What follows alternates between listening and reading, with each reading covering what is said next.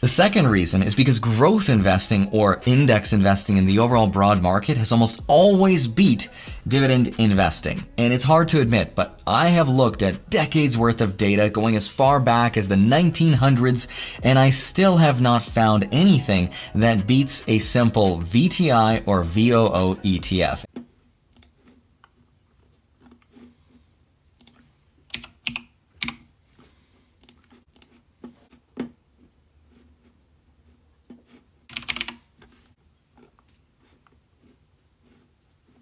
Well, that was easy. Alright, so today's video, I want to discuss the topic of total returns, because there's a misconception that dividends and dividend investing doesn't give you the most optimal returns because the company is distributing cash instead of reinvesting it.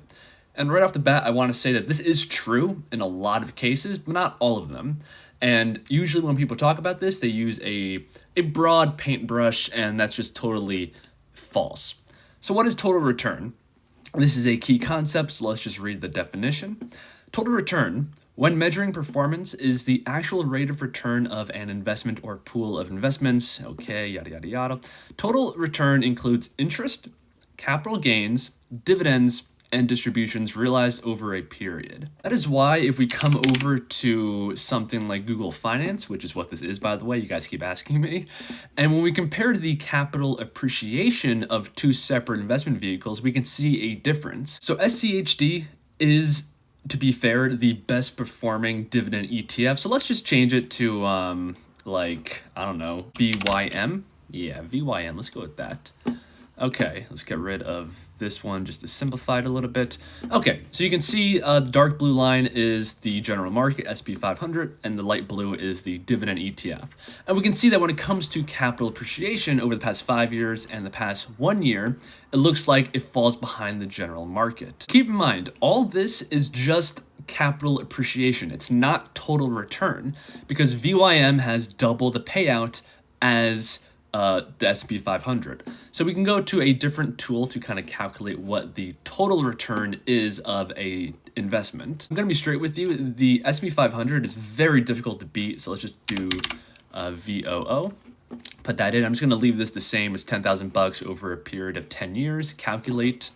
So the general market, S&P 500, would have returned in 10 years with $10,000, $41,000 with an annual return of 16%. That's very good and hard to beat. Most investments are not going to beat this, and keep in mind, this is the total return for the S&P 500, so including that 1.5% dividend. Now, if we want to compare it to, let's go with VYM again. Now, this is not the best performing dividend ETF, so I don't think it beats it, but let's just kind of do a thing. You can see here that VYM returned only $33,000 with an annual return of 13%.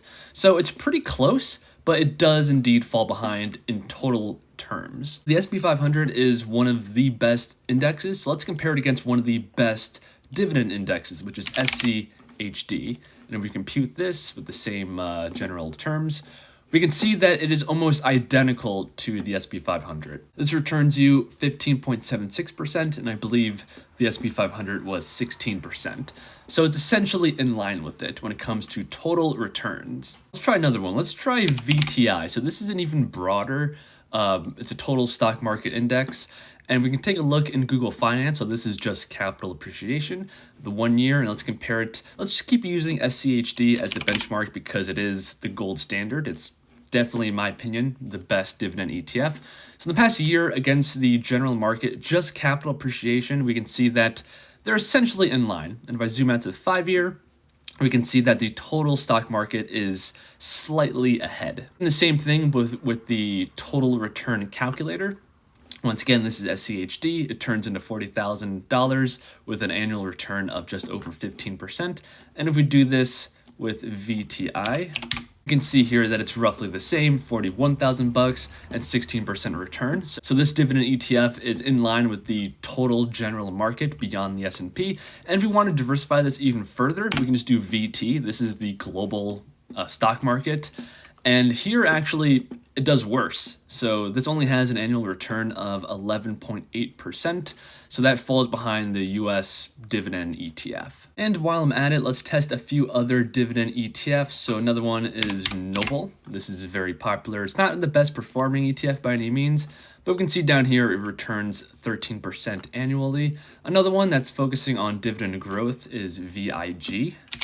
Let's see how this one does. VIG has an annual return of 13%. You can see it varies, and that goes for both general indexes and dividend indexes, and I'm sure it goes for other strategies as well. But we can see that it really depends on what ETF you pick, not necessarily the strategy or the focus per se. VIG and VT, so one is dividend growth and the other is the total global stock market. Both of those underperform both the SP 500 and SCHD. And of course, those two ETFs performed the best. It just goes to show that there's no correlation between, oh, dividends are always going to be worse than the general market. This proves that that's simply not the case. Then beyond that, I do want to point out that having a distribution is just mentally very useful because personally, I don't know about you guys, I've been investing for 6 years now, and I suck at taking profits. Like, I never time the market. You always think it's going to be so easy, but it's a very hard thing to do.